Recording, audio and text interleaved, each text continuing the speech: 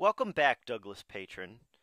I'm going to talk to you a little bit about what goes in and what does not go in your resume. Um, now, when you're creating a resume, uh, there's several pieces that are really important to make sure that you include, and then other optional pieces that are important to include for certain resumes, but not for all resumes. So what goes in is always your contact information, your education, training, and background, relevant qualifications, awards, certifications, and endorsements, your related work experience, and additional relevant experience like volunteer experience and community service. You can also include your skills, and you should include some references. You can also include other parts that we'll discuss in later videos, depending on the job, including interests or an objective statement.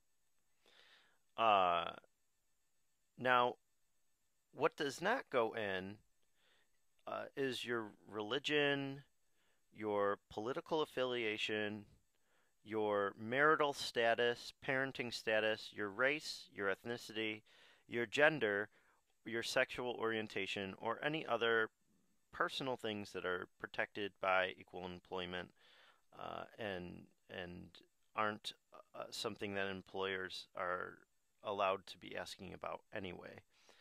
Um, your opinions must stay out as well. Resumes are very straightforward, efficient, factual documents with distilled bits of information about you. They don't have opinions. There isn't narrative. It's mostly bullet points describing your background and experience. And you can elaborate on that once you land an interview with the employer.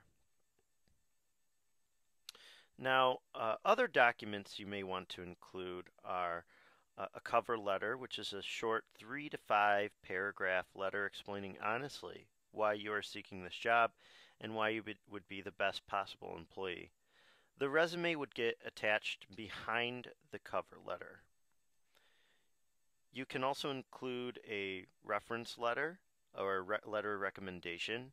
It's a very short one-page letter from former supervisors and those who have worked with you in the past touting your skills and work ethic. These get attached to the back of the resume.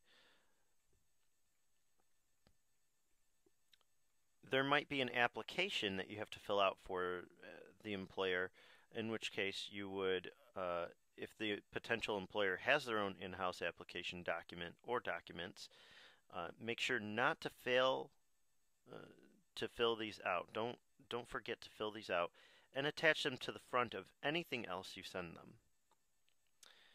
You may also include, depending on the field you're in, like teaching or art, architecture, design.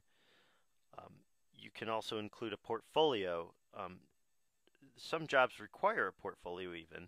This generally is not needed until the interview stage, but sometimes passing on samples of your work from the portfolio along with the resume can be helpful depending on the position and the career field. And finally, the curriculum vitae.